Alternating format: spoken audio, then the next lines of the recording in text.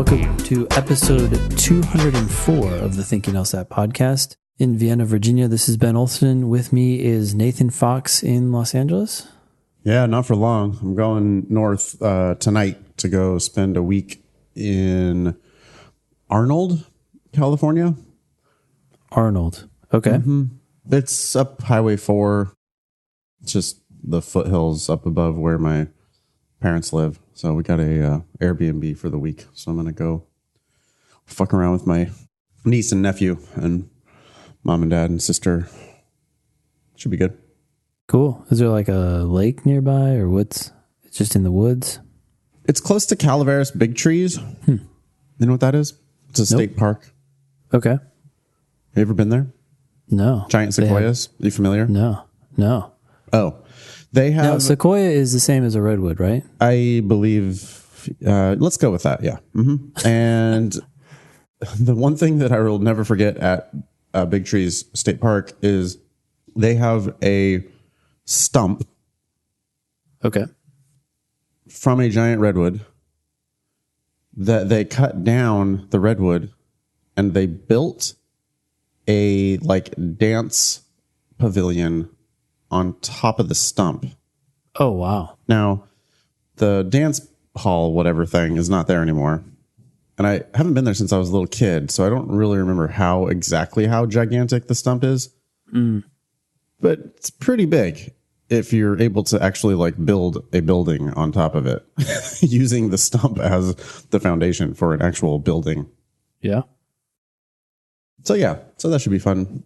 Otherwise, I don't remember shit about it. No, I don't know what we're going to do. We're probably just going to play board games all the time. Cool, man. Yeah. Well, you go today anywhere? On the show, you do anything for the summer? You've already been to the beach, probably. I feel like a lot has happened, but I feel like I have not had an official vacation yet. So, yeah, we did that bike trip. Did I tell you about that? No. Bike trip? What? Oh, yeah. So my two older boys are in scouts and they went on a 150-mile bike trip from Pittsburgh to Cumberland, Maryland. Oh, shit. Yeah. It was a lot of fun. I joined them for the first 2 days, and I had to head out to get back and teach class, but they kept going, and it was decently challenging. We did 38 miles the first day and then 38 miles the next day, and it was a slow upward grind, but good stuff. I mean, yeah, it's kind of fun. It's like detoxifying. You get out there and bike for 38 miles, and we were in the shade most of the time because we were on the Gap Trail. Can't remember what that stands for, but great something. Anyways, it goes along. Appalachian. Yeah. Something great, right? But it goes along all these, like, it follows these old railroad tracks that aren't in use anymore. And you come across steel mills that have been long abandoned. It's kind of interesting. It's like, you're like, what was here? And what was the big, I don't know. Tour of a place that used to be a place? Yeah, they used to be the center of right. a lot of industry and now is not. But Returning to nature. Yeah, literally. It was cool though. Yeah. Cool. All right. So today on the show, we have a Pearl versus Turd about exercising. Of course we do. And then we're going to do 2 logical reasoning questions from test 71 and tackle another personal statement. This is going to come out. Yes. Are you excited? I don't know. This is always so funny to me. The personal statements are. They are. Yeah. We really want people to give us their best writing. I hope that has happened today. We'll see. I think almost everybody I want you to are. give us your best writing, but before you give it to us, I want you to put it in a drawer for a week, then come back to it, then read it out loud, then fix everything you find, then do that 5 more times. Then send it to us. Then send it to us and say it's your worst draft ever. Yeah. And we'll sympathize with you. This show will air on August 5th. And we are hoping to host a virtual proctored test 69, if that's okay with you, Nathan, on Saturday, August 10th. Yeah, I'll allow it. I guess I was asking about the test number. I get the sense that you don't have a strong preference, though, which test we offer. No, doesn't matter. Okay. They're all the same. No, it's perfectly Great. fine. Okay, so we're going to do that on Saturday, August 10th. This seems like the best times for everyone is 9:30 a.m. Pacific time, 12:30 p.m. Eastern time, or something close to that. Of course, we'll have the exact details at thinkinglsat.com. Sweet. Who's going to proctor it? We don't know. You haven't sorted out those details yet? No, I have not. How dare you? Maybe Annalisa? I hope We'll so. see. I hope so. Yeah. She's awesome. Or Matt. We'll see. Yeah, he's cool too. And then a couple weeks after that, or 3 weeks, I guess, after that, you will get your July scores on Wednesday, August 28th. We're going to make that announcement 4 more times before the scores actually come out. Yeah, you guys will all know, even if you didn't take the July LSAT, you'll be like, okay, they're coming out Wednesday, August 28th. They're hard at work right now at the LSAC lair. The thing about this is running the regression analysis on this has got to be automated, right? So you put it in a freaking computer program and it's like, question 17 in section 2 appears to be an anomaly. Okay, investigate it and be done. Like, I don't understand why it has to take 6 weeks. But it's the LSAC, dude. They don't trust automated regressions. So they invented their own. They're in there with a fucking slide rule and an abacus, and they're like doing all. They actually reinvented calculus so that they could do the math. Like, yeah, they're like, themselves. I'm not sure if Newton was right about this, or who was the other guy that invented calculus? I can't remember. I don't know. Let's go with Newton. That's fine by me. It's like, yeah, they're reinventing the whole. Nope. We can't. Oh boy, this is too important to trust to the likes of Isaac Newton. No, we have to do it ourselves.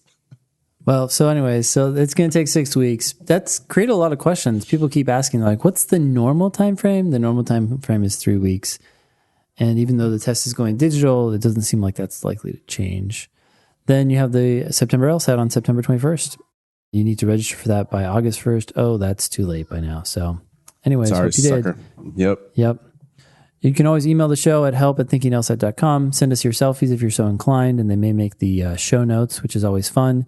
At thinkinglsat.com, by the way, you can sign up for our newsletter and then get notified of the show being released, as well as just other things like when we have these virtual proctored exams at lsatdemon.com. And you can read the show notes that Adam puts together. They are, as we've said before, more entertaining than the show itself. So yeah, totally. Please sign up for those things at thinkinglsat.com. Also, that's where you can sign up for our personal statement package. We've had a lot of people signing up for that recently. Are you okay, Nathan, since you take the brunt of the beginning of that process? I love it. No, it's easy. I mean, one thing that I get from people is like, we got an email this morning saying like, how soon can I expect feedback? And the answer is like real fucking soon. Like, don't ask. Like, it's going to come like immediately, and the ball's going to be back in your court. Like, that's what we do, is we just smash it right back at you with a shit ton of comments and, suggestions for edits, but also just, hey, questions. Hey, what about this? What about that? What about this other thing? It doesn't take that long to do a round of edits. We do dozens of rounds of edits with you. It's almost always in the students or the applicant's court, though. Like we turn it around like real quick. So no, it's been good. It's fun. I do really enjoy it. I like being an editor. So no, it's fun. Yeah, I enjoy it too. It's great to get the work product that they have created with you, and then continue the refining process and just go back and forth. And at the end, we're all just going over it and I just can't think of anyone who hasn't said, wow, I love this so much better than when it started. I feel like that happens every time. Maybe I'm biased, but no, but I mean, they are garbage when we first get them. Like, they're not good. So it's easy to make major improvements. I don't know. Yeah. I'm excited about the demon today. Just a quick update. This is what I was telling you earlier, but we continue to add, stuff to the lessons that haven't been released yet, but for all premium users, we'll see lessons soon. Just probably by the time this comes out, right? Yeah, actually, I would hope that. What is this? Yeah, so it's a couple weeks from now. So cool. So what's it going to be? What's premium. The link again? It's called Course. Yes. So Course. Click Course. If you have a premium account and you click on the menu, you'll see a menu item called Course. Eventually, hopefully by the time you hear this. By now, yes. Yes, that is. Yes, let's just commit to that. It's a reality, and yes. You will see lessons on that course page, and you can start clicking on them and start doing them and hear from me, Nathan, video, written, audio, practice problems, all sorts of things focused on certain topics in the LSAT. And our goal is to make these lessons the most comprehensive and best bang for your buck out there. Yeah, that's your LSAT class. You don't need anything else. You do that. It says course, you do the things, and that's it. You're good. Then you go drill. Yep. Mm-hmm. Perfect. All right, let's jump into this Pearl. Unless you have anything else to announce, should we jump into this Pearl versus Turd? Yes, let's do it. All right. Do you want to tackle this one? Sure. Okay. Pearls versus Turds is a fun feature on the show where we take a bit of received wisdom, in scare quotes, and we determine whether it's a pearl or a turd. Yep. So far, we have 3 pearls. We were very generous last time with that last one to get us up to 3 pearls on the scoreboard. We have 16 turds and we have 10 ties. Yep. So this is an idea from a listener. It says, in response to your request for additional pearls v turds material, I have a piece of advice to offer up for criticism that is not written in any formal LSAT-related books, but that I have personally found to be very helpful. I'm interested in Ben's take on this piece of advice in particular, since he seems to be active in the fitness world, and Nathan is a lazy piece of shit. Earlier this year, I read a book entitled, quote, Spark, the Revolutionary New Science of Exercise and the Brain, and found it to be extremely applicable in my life as a former teacher, mother of 3 children, and future law student. Essentially, the book outlines how exercise can dramatically improve brain function in both the short term and the long term. So here it is. Try to get in a moderate intensity workout the morning before you take your official LSAT. On the 15-minute break, do a few minutes of some kind of physical exercise to get your heart rate up. Stair steps, a few sets of push-ups, lunges, burpees. Ideally, this advice would only be applied by those who are already engaged in an active lifestyle, so as not to shock your body with something new on the morning of the exam. When I took my LSAT in January, I scored 5 points higher than my highest practice test. I worked out the morning of, did 20 burpees and some lunges during the 15-minute break. Many people looked at me strangely. Others asked me outright what the hell I was doing. And a few joined me! ! I plan on doing the same thing when I take it again in June. However, this time I will be 38 weeks pregnant and will surely draw even more attention this time when I'm exercising in the hallway with a giant belly. Wow. I can say that would be intimidating to some people. They'd be like, this person is taking the LSAT and now they're exercising. Like, don't fuck with that person. They're going to be like, yeah, and I'm going to exercise when I'm taking you to court. Like, doing some lunges out in the hall. Like, yeah, we're going in. We're going to talk to that judge. You're losing this one, bitch. Wow. So I have to admit that I'm pretty sympathetic to this argument, especially since this person provided the caveat. Ideally, this advice would be only applied to those who are already engaged in an active lifestyle. Rule number 1 that we've talked about a lot is don't do anything differently than what you're already doing, right? People overdo it on test day. They eat a huge breakfast. They normally only have coffee. They go on a run. They never run normally. All those things lead to serious problems. They have fucking 5-hour energy drinks that they never drink. They steal their roommate's Adderall prescription. They've never done that before. The people lose their minds on the day of the test. Like they're going, it's like magical thinking, right?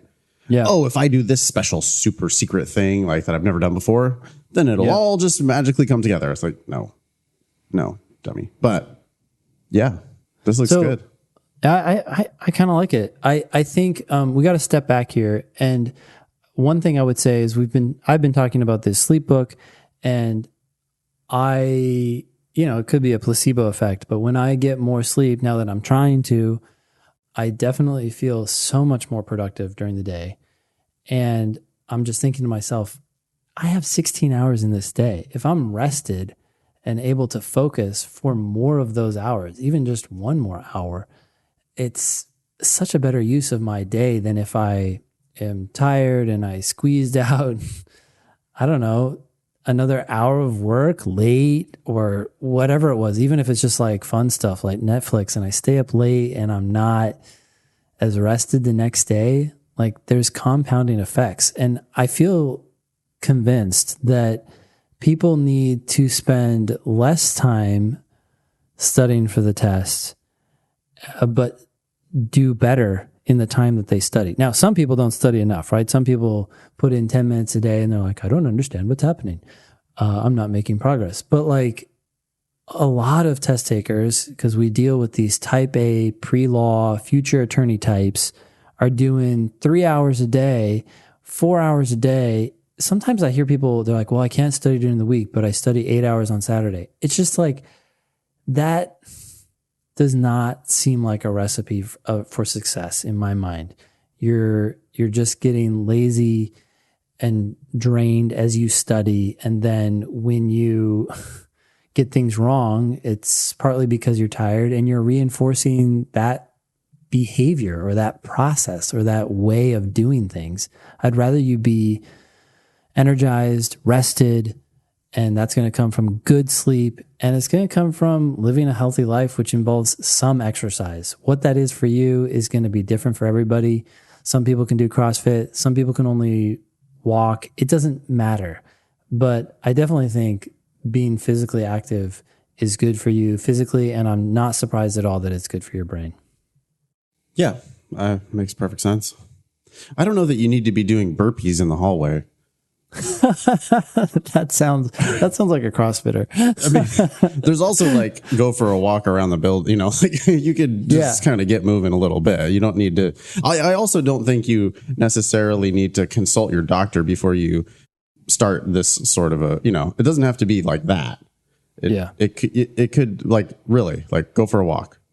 Go for a walk. Yeah, that's pretty good. And I don't know that you need to be like Mr. Fitness in order to implement that. You know, you could just sort of go for a walk around for the 15 minutes. Be careful. Have you heard of these like Nazi proctors that won't let you leave? Yeah. Mm-hmm.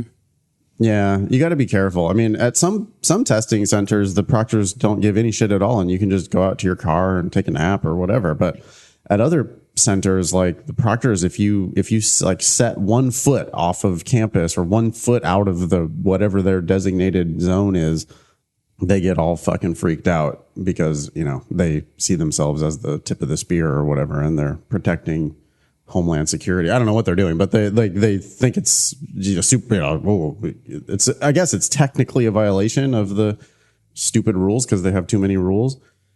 Anyway, point is, go for a walk and just stay within eye contact of the proctors. Yeah. So that they don't get crazy on you. But that's great. I like it. What do you think? Pearl? I would say it's a pearl. Hell yeah. I like the sentiment here. Also, if you do end up doing burpees, make sure that, how people point 2 fingers at your eyes and then you point at someone else's eyes? Yeah. You got to do that. Just at someone, right? Like, I got you. As soon as you get up, you have to give them the like full on like ice grill though. You have to just stare at them. Yeah. And then do the fingers and that pointing. Yeah. I see you. You lazy piece of shit. Right. You might win today, but I'll see you in court. Yeah, this is good. Thanks for sending that in. 2 pearls in a row for the first time ever. Wow. Nice. Yeah, that's crazy. Mm-hmm. I kind of want to read this book now too, because I'm curious what they have to say. I love the science behind this stuff. You know, the book I'm reading, the sleep one, like a lot of other science books that I've read, they go full blown into correlation versus causation all the time. They don't fall for that shit. You know, they say, oh, look, these 20 studies showed a strong correlation between sleep and this. That does not prove, of course, that sleep causes this. For all we know, it's the other way around or something else is causing both. But this is how we controlled for those things or those potential problems. And this is why we're not sold 100%, but maybe 97% of the way there to think that this is a causal relationship. And you're like, damn, dude, if you understand this stuff, then that's why, you know, smart people, scientists, economists, physicists do well on the LSAT because they're like, yeah, it's just logic. Yeah, they're evidence-based and logical, and they're not just like leaping to conclusions. They're not even stating it as a fact. They're never stating anything as a fact, right? They're saying this qualified. Is our best. Mm-hmm. This is our best guess. Like, this is what we think right now today. We think this. Here's how we arrived at it, and this is why we think it, and that's what we currently believe, but we're also willing to completely change our mind 100% if evidence ever shows anything different. Yeah, that's having that kind of a rational, logic-based mindset is definitely good for the LSAT. So it's also so much more persuasive, right? When someone says that, I'm like, okay, I believe you. Sleep causes this because you don't believe yourself. Like you're just like, well, this is what I think, and here's how I arrived at that. Yeah. You know, and it's like, okay, good. I trust you now. Instead of just like forcing the, conclusion down your throat. Which is very Trumpian, right? Like, we are the best administration ever. It's like, okay. Only 5 more years of that asshole. That's it. 5? Yep. Dear God, please take that back. No, he's going to fucking win re-election, dude. Come on. The incumbent always wins. We're that stupid. We're that stupid that he's definitely gonna. Dude, I was at this cafe in my neighborhood the other day, and my neighborhood's like, I mean, I live in Los Feliz, is like the most hipster, like progressive. Everyone here like works in film and stuff, but I'm at this cafe, a beautiful spot. Everybody just like sits outside because nobody works around here, And wait, what do we know about Hollywood again? It's just it's not a merit-based industry. Yeah. Well, anyway, there was some obvious tourists. You can tell the tourists because they're 3 times the size of normal people, and this kid was wearing he was clearly not from Los Feliz because he was wearing a shirt that said "fuck gun control." Oh my gosh. Where the F and the K were made of assault rifles. Oh, wow. So he had a shirt with assault rifles that said "fuck gun control," and he had a red, white, and blue MAGA hat. MAGA? MAGA. Yeah. Make America Great Again. Oh, okay. You see him around. You live in DC. Yeah. I can't believe that I saw how many of those fucking hats I saw when I came to DC last time. Yeah, it's because all the patriots are visiting their homeland. They're doing a pilgrimage. Fucking dumbass Trump territory. Yeah.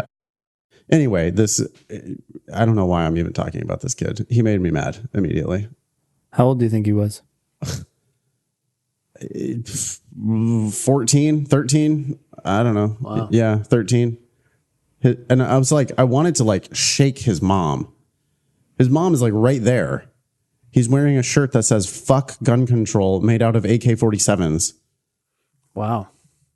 I just can't. Whatever. Anyways, Trump's going to win re-election. It's fine. Don't worry about it. 5 years and then he'll be gone. Okay. I mean, the incumbent always wins. Like it swings back and forth, right? It does. Mm-hmm. The last incumbent to lose was George Bush Sr., and he lost because there had been a Republican in the White House for 12 years straight. Well, didn't he lose like the war too or something? No, I think the Gulf War was perceived as being a pretty big success when it happened. I mean, remember fucking storming Norman Schwarzkopf and the Patriot missiles and all that shit? Like, yeah. I think it's just the way the shit works is like it just swings back and forth. So Reagan had been a very popular president for 8 years, and then his vice president managed to win. But then 4 years later, it was like, all right, we're bored of this guy. Like, let's switch back to the other team. It's like a diet plan. It's like, oh, Atkins isn't working for me, so let me go back to paleo. Yeah, time for paleo. I guess it's kind of similar. Yeah. Time for Weight Watchers. Oh, that's not working. Going back to Atkins. Yep. Yep. No, I mean that's what happens. Like it just swings back and forth. And so anyway, I'm prepared for another. It's going to be a total of 8 years of the dumbest person in the world as the president of the United States. On that note, test 71. Let's do it. All right. So this is test 71, section 2, logical reasoning question number 6. I guess I'll go ahead and read this. Mm-hmm. It says a recent taste test reveals that most people like low-fat chocolate ice cream as much as its full-fat counterpart. Bullshit. Jesus Christ. Yeah, right. Okay. Yeah. Okay. So a recent taste test that was flawed, poorly conducted, shows this. All right. So apparently full fat, low fat, at least according to this test reveals that people don't care. Previous tests with vanilla ice cream found that people tended to dislike low fat versions, complaining of a harsher taste. Interesting. I mean, that's not why you would hate low-fat ice cream. Right? It was because of the texture. It wouldn't be because of the harsher taste. This is a stupid question, but okay. All right. I'm granting them, though, their premises, right? Like, okay, You did this taste test. Low-fat and full-fat chocolate was the same. You've done other tests with vanilla, and people don't like the low-fat. What's going on? Hey, let's talk about this for a half second. Mm-hmm. What are we exactly granting? We are granting 100% that this recent taste test revealed this, and we're granting 100% that previous tests have found this other thing. Mm-hmm. What we're not granting is that these things are in fact 100% true, right? Because even if a test revealed this, the test could have been conducted poorly, and thus the underlying fact may not be true, or the underlying claim may not be true. Yeah. But for the sake of argument, we're assuming that these facts probably are. But in the back of my mind, I'm like open to the possibility that they might not be. Yeah. And what always happens on these questions, I mean, they're just always the same, right? What happens is they interpret their study, and they always misinterpret the study. So I know or they just leap to some interpretation, they'll just leap to one interpretation of the study. Yep. Rather than they're just not rational about it. So it's like, I grant you did a study and the data were what the data were, but then I'm not going to give you your dumb interpretation. Mm-hmm. So in fact, that's what happens next, right? Here comes the dumb interpretation. Yep. Chemists point out that chocolate is a very complex flavor, requiring around 500 distinct chemical compounds to produce it. Okay.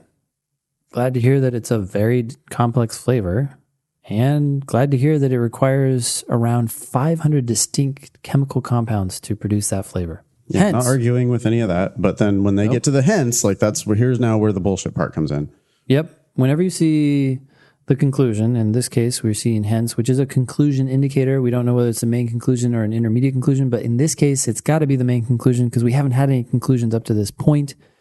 I always have a drum roll in my head. I'm like, hence, drum roll. Okay, what are you going to say must be true, even though it's probably almost certainly not going to be something that must be true. Yep. Hence, this complexity probably masks any difference in taste due to the lack of fat. It's kind of a tricky one. That's kind of nasty. I don't think people are going to, I don't think everyone is going to just immediately jump right to the right answer here. Yeah. I mean, I don't think I did. The first time I saw this question, I don't think I just went straight to the answer. Like I very frequently do. Yeah. But it's hard to say. I didn't It's becoming more obvious though now. Yeah. I feel like I've been burned by this enough. Yeah. You know, like what we're talking about here is the fact that the premise right before the main conclusion talks about chocolate. Doesn't tell us, it doesn't make any comparison. It just says chocolate is a very complex flavor. That's an absolute description as opposed to a relative description. So we don't know anything about vanilla. Right. And vanilla may have that same characteristic. Yeah. Well, that's the beautiful thing. I want to give them like a little bit of a hat tip on this, right? Like a little golf clap. Yeah. Because the fact that they're comparing chocolate, which is very complex, requiring around 500 distinct chemical compounds, and they're comparing it to vanilla, which is real easy for you to just assume is not a complex flavor. Yeah, because it's vanilla. Oh, vanilla. Yeah, it's the most boring whatever. It's just vanilla, And okay, but they didn't produce any evidence that vanilla is not a complex flavor. Yeah. You're assuming that vanilla is not a complex flavor. And that's basically that's basically it, right? Like that's the whole thing. Once you realize that, then it's over. But I don't think I don't know my guess is like 1 out of 20 people maybe predict that when they read this argument. It's nicely hidden. So as much as I yell about, hey, you have to predict the answers, I don't think most people probably predicted this one. I agree.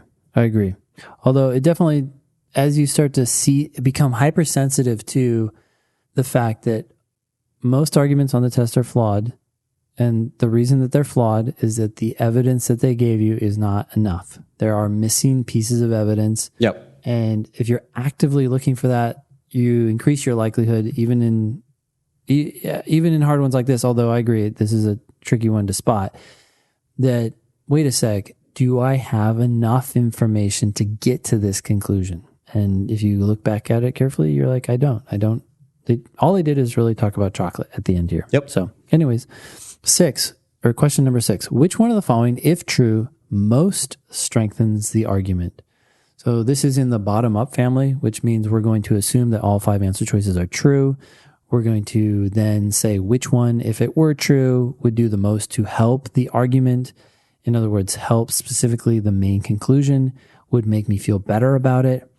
And that means in general, though not always, that the correct answer is more likely to use stronger wording rather than weaker wording, since weaker wording is less likely to help. But it certainly could be, because all we're doing is looking for the one that strengthens it the most. And some answers don't strengthen it hardly at all. But because the other answers do nothing or weaken the argument, that answer is correct. With that in mind, answer choice A. Most people prefer full-fat chocolate ice cream to full-fat vanilla ice cream. Sweet. I'm not sure how that relates to the complexity, so I would just cross this out and move on. B. The subjects of the previous tests were not informed of the difference in fat content.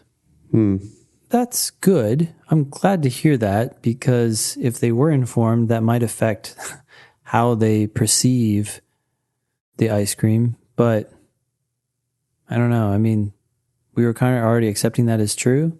Right. So I'm not super stoked, but I could see it being a correct answer if nothing else worked. Oh, if all the other answers were complete garbage, you could pick that maybe. But like that doesn't actually strengthen the argument, right? It's the specific conclusion about complexity. That's strengthening a premise. Yeah. That's like saying, hey, the test, the study that we did wasn't totally bogus. Yeah. I mean, it is an assumption of the argument that the study wasn't bogus. Yeah. So, No, I mean, it clearly helps their argument, and the opposite of B would basically ruin their argument. Right? That's how we know it's necessary. Yeah. If the subjects of the previous test, that's the vanilla one, if they had been informed in the difference in fat content, then that right there would like ruin those studies completely. Yeah. Right? But that's still, though, I mean, it's like they made such a leap to the complexity masks, like they leapt to this causal conclusion, and B just does not help them get to that. Yeah. this is where I think you and I differ a little bit in terms of how we deal with answer choices. What? No, we can't be different.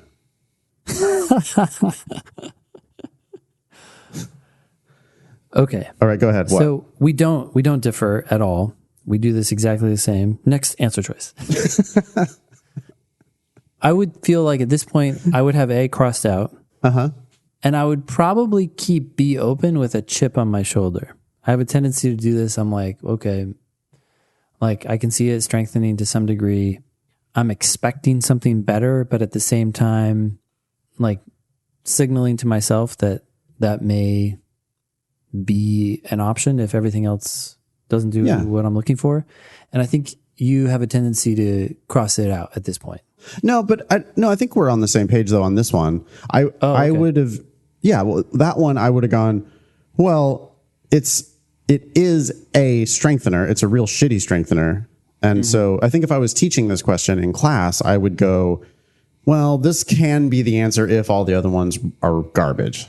Yeah. So sure. Yeah. Leave it open, whatever. I mean, I don't know. I'm not sure I actually even cross off. I know that that's like LSAT dogma that you're supposed to go through and, cross off the answers that you're not going to pick. I don't think I actually need to do that. Like, I don't think I actually take the time to do that. I think I just go through the 5 answers and pick the right one. No, that's true.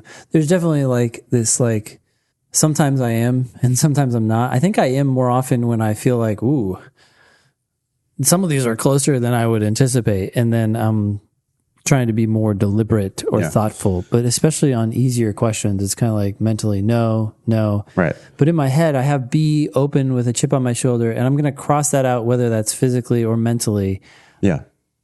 As soon as I come across something better. But that whole thing of like, well, you're going to go through the 5 answer choices and you're going to cross off the ones that are wrong.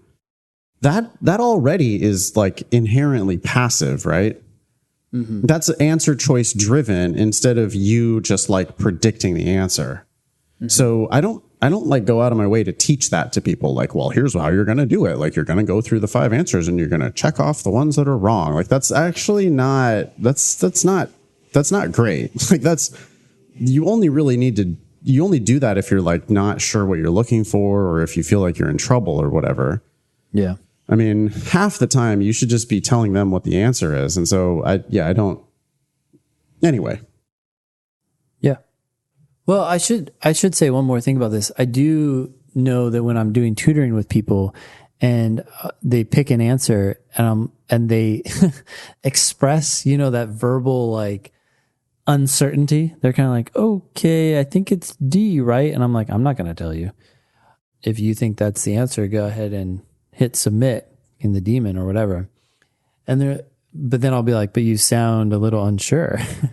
And they're like, yeah, well, I mean, I'm kind of concerned about this word. And I guess I kind of thought about B, and I'm like, you don't know enough to move on right now. And they might be oscillating. Then I say, okay, well, to clear the deck, which ones do you know are wrong? Let's get those out of here. And the ones that you can say, look, this is wrong, either because it's so weird and convoluted, or actually I know it's wrong because of this word. Let's get those out of the way. And then let's talk about the ones that are left. Let's make this systematic. And so when you're struggling, I think it's a good process and necessary, because people too often just like kind of throw in the towel, I feel like, especially during tutoring. They're like, I'm down to 2. And they're kind of like, I like D better. Let's do it. And it's like, why? Why are you doing that? Why are you selling yourself short where you could take this opportunity to dig in and actually come to a reason why you're picking one over the other, even if you end up being wrong? Yep. Anyways, C, the more distinct compounds required to produce a flavor, the better people like it. Oh. Yeah. Okay. No.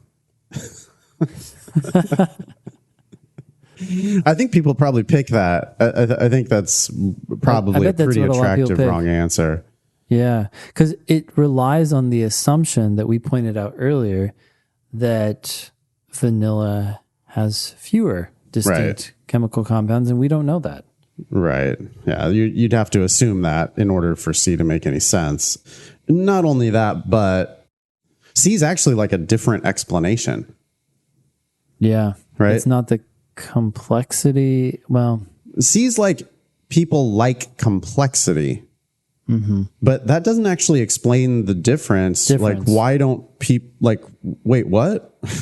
So then do they not catch the fact that it's low fat and tastes worse? No, I mean, C, if C were true, and if that were your explanation, then people shouldn't like full fat vanilla, right? They should, that would be like, C would support the idea that people just like chocolate more than they like vanilla, which isn't the Doesn't point. explain the difference between the low fat and full fat chocolate. Right. Yeah. Or the lack of difference, I guess, really. Right.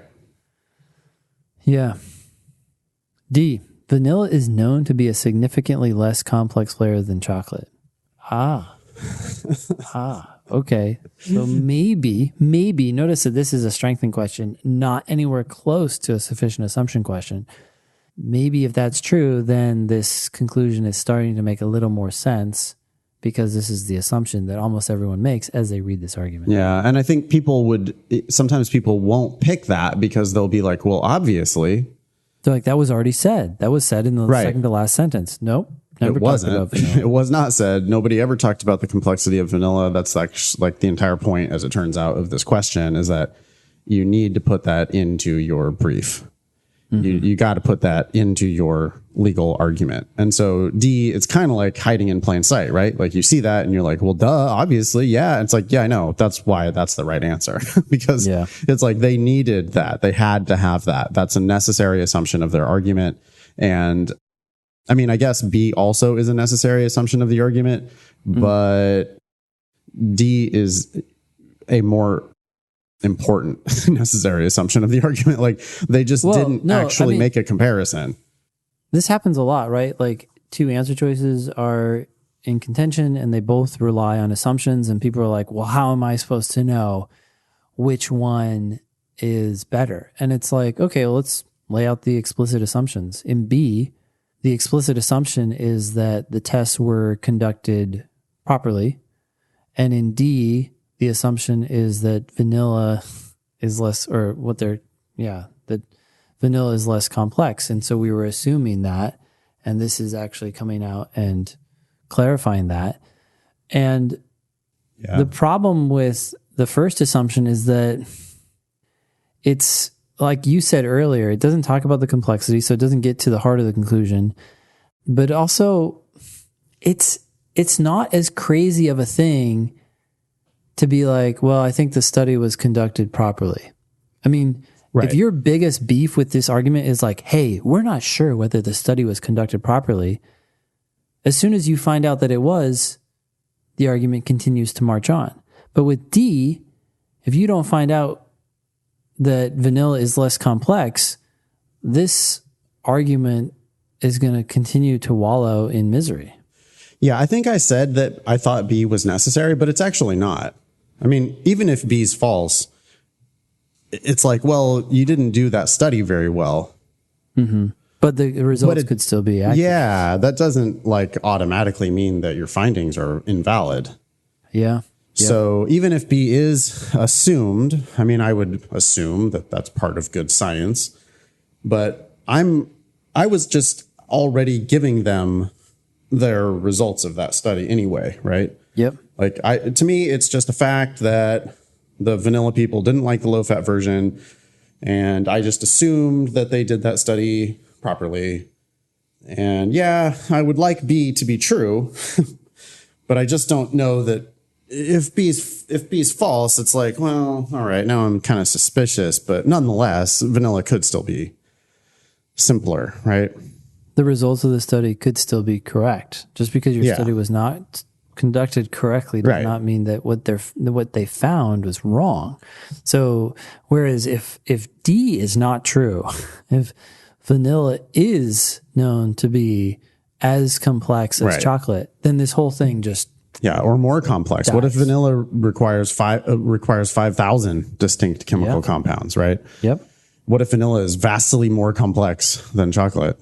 Then it totally destroys. I mean, clearly destroys. Like the argument just can't possibly survive.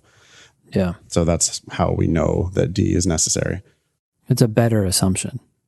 Yeah.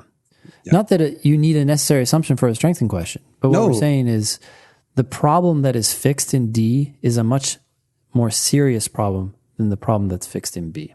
Yeah, I mean, a better answer than D would be if you require 500 distinct chemical compounds, then that Any differences? Well, I just need to say the conclusion, right? So it's like you stay like to find a sufficient assumption. All you have to do is just take like one of the premises and then just glue it directly to the conclusion. So like if you require around 500 distinct chemical compounds to produce a flavor, then that complexity would mask any difference in taste due to the lack of fat.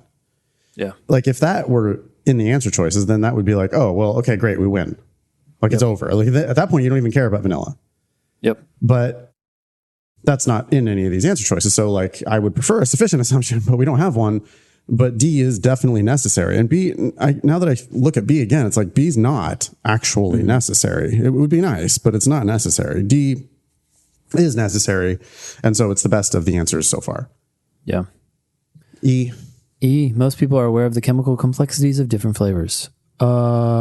Sweet. I'm glad that they're aware of that. I'm not sure. Yeah, that's just like a so what. It just doesn't. Yeah. Yeah. Cool. Cool. All right. You got the next one? Yeah. So should we skip it?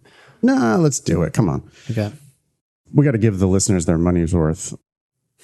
Prep Free? test. This is from Prep Test 71, which nowadays is free, I guess. Is that? Do you know they haven't just like published the test, have they, on their website? It's just that it's in their digital familiarization tool. Yeah, I don't know whether they've published it yet, but I mean, since that tool is available anywhere on their website, it's available anywhere, and yeah, you can see these questions at any time. Cool. So this is section 2, question number 7. An ethicist says, Robert Gillette has argued that because a thorough knowledge of genetics would enable us to cure the over 3,000 inherited disorders that affect humanity, deciphering the human genetic code will certainly benefit humanity despite its enormous cost. I mean, I'm sympathetic to that argument. I am sympathetic. I'm curious what the cost is because we don't know right now, and maybe it's so ginormous. Maybe you have to kill people to decode it, right? Right. Or maybe it costs like, well, we have to choose, like we're either going to have roads and electricity or we're going to fix these disorders. Yeah. And then it's like, okay, I don't know. Like, right. So, but in my experience, enormous costs doesn't sound that bad considering how much money we spend on our military or who knows what, right? Social Security, the whole gamut of government spending. Yeah. And just because it's expensive doesn't mean it's not worth it, right? Like we are talking about curing 3,000 inherited disorders. Yeah. Which like, I don't know what, heart disease, monetary right? value of that is, but all that workforce, right? Like the propensity toward getting cancer, like is something that you inherit. Boy, we fix that. Like that's a pretty damn good benefit. Yep. So like enormous cost. Yeah. Okay. But enormous benefit. Yeah. Okay. Okay. It goes on. Gillette's argument is not persuasive. Right away, I know that that's the conclusion. That is the conclusion. Yep. Without and that has nothing to do with keywords. It has just everything to do with, well, what the fuck? Like, why are you talking to me, ethicist? Mm-hmm. Well, the ethicist came here to tell you that Gillette is wrong. Yep. That's her whole point, is that Gillette is wrong. So that's the conclusion. What else could she possibly, And then it says because, and so, which I expected. Because so I'm going to push back just for a half second. Are we going to say that Gillette's argument is wrong? Or are we going to, Gillette's conclusion is No. Or are we just going to say that the evidence is not good enough? We have to stick with the actual words on the page, which is Gillette's argument is not persuasive. That's not the same thing as saying Gillette's conclusion is wrong. That's a flaw on the LSAT to go that additional step and say, because your argument sucks, therefore your conclusion is false. That's not, the ethicist is not going that far. The ethicist is only saying Gillette's argument is not persuasive. Like, I don't believe Gillette. Oh, really? Why don't you believe Gillette? Yeah. So maybe this person agrees with the conclusion, but not for this reason. That's a real hard thing for people to grasp, isn't it? Because I think because of like the culture we live in, where it's like everybody's on one team or the other, right? It's like you're either red or blue. And just like everything the red people say is wrong and everything the blue people say is wrong. And like we can never have like actual civilized debate, because all we're ever trying to do is just prove the other person like every single thing they say is wrong. But that's not how the LSAT works. Yeah. On the LSAT, you can defeat someone's argument and still agree with their conclusion. Yeah. Right? You can say, well, you're right, but you're wrong. Like how you got there is wrong.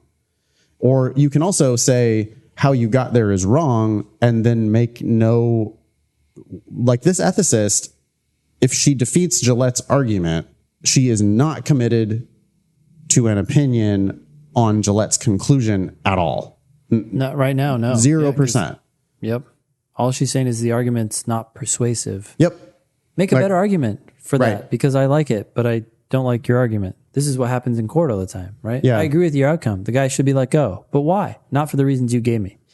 Yeah. Well, and this is like, it's very scientific too, right? It's like, well, hey, I might agree with your conclusion, but if you didn't do the right science, like if you didn't prove it to me, then I'm just not going to buy your, like the way you got there is not, just because you're trying to prove the thing that I believe to be true does not mean that I'm going to buy your bullshit argument. Like you have to make a good argument. You know, your social commentary is concerning, but probably true. I feel like I was listening to some politician the other day and people were all jumping up and down because I can't remember what he said, but he was basically, I think it was that, is it Beto or Beto? I don't even know how to say his name. Do you know who I'm talking about? Yeah. I think he was trying to, he seems like a thoughtful guy. I'm probably more conservative than he is, but regardless, he was trying to say something like, I agree with this outcome, but I don't think it is for this reason or something. And you know, the audience, they're just like, boo, boo. And it's just like, Totally. you can't talk in like logical steps. It's just like, you either have to be on team red or be on team blue. And if you're on the right team, then everybody loves you regardless of how shitty your reasons are. And that's Trump, right? It's like, that's why he's so, it's a stupid fucking game. Like it's just real dumb. Like I can't listen to any politician talk. As soon as they start speaking, it's just like, all right, you're pandering to your team. That's all they ever do. It was just too bad because it seems like he was trying, but if you really want to win at this game, you have to stop. You can't engage in that kind of conversation unless you're talking to a particular audience that's maybe academic or actually interested in the rationale behind your policy, right? This is what they said to Clinton and they said to Obama. They're like, you're too too wonky. Policy. Yeah, exactly. You gotta let go of that. That's why Trump is amazing because he's just a fucking idiot. Like he speaks in sound bites. He probably thinks in sound bites. Like that's just the way he thinks, is like a very like dumb it down to like second grade level. And then now people want to be on your team because you're very, clear. Like he's just like got a clear point of view now because he doesn't think about it. Like it's something I respect in him despite everything. It's like, you're so good at just being like, nope, what we're going to do is we're going to make it better. And everybody's like, yes, better. That's Make America great again. Yeah. It's like such a fucking retarded third grade soundbite. It's like, okay, dude. Yeah, totally. Make America great again. Or we could like actually talk about real things, but nope. Build a wall and make America great again. Okay. Yeah. Thanks. Idiot. Anyway, let's go on. This ethicist has said Gillette's argument is not persuasive. Why? Well, because he fails to consider that such knowledge might ultimately harm human beings more than it would benefit them. Huh. Okay. So that's actually an interesting, I wasn't expecting that. No. We knew that the cost of curing these 3,000 inherited disorders was going to be enormous. And I assumed that meant like in financial terms or time, resources, whatever. Mm-hmm. But this premise is actually bringing up a potential downside of deciphering the human genetic code. Maybe weaponization or something like that. Yeah, or like, right. I mean, shit. Like, what do you think Trump wants to use the human genetic code for? Yeah. Right? Like, that's like, so, okay, so now this ethicist is proposing potentially like ethnic cleansing. Mm-hmm. Now, all that said, this ethicist has not taken a position on whether she believes that a thorough knowledge of genetics will or will not be a net benefit for humanity. Yeah. She doesn't actually go that far. She only goes so far as, I'm not persuaded by Gillette's argument. Yeah. Great. And yeah. Okay, cool. So question, which one of the following most accurately expresses the conclusion of the ethicist's argument? You force people here to predict the answer, right? I mean, it's the only way to do it. Yeah. There's no, like, there are certain question types where I will grant you an attempt to predict. And if you fail, no worries. The attempt was all that I asked. But main conclusion questions, such as this one, 100%. If you don't know the main conclusion, you need to stop and go back. Sufficient assumption, I would say, is another one. Yep. And roll. Roll is going to be very close. With roll, it's like, is it the conclusion, or is it evidence, or is it something else? And that's all you really need to do, is say it's conclusion or it's evidence or it's something else. But you do need to know whether it's one of those things. Yeah. I mean, if it's the conclusion, then that's the answer.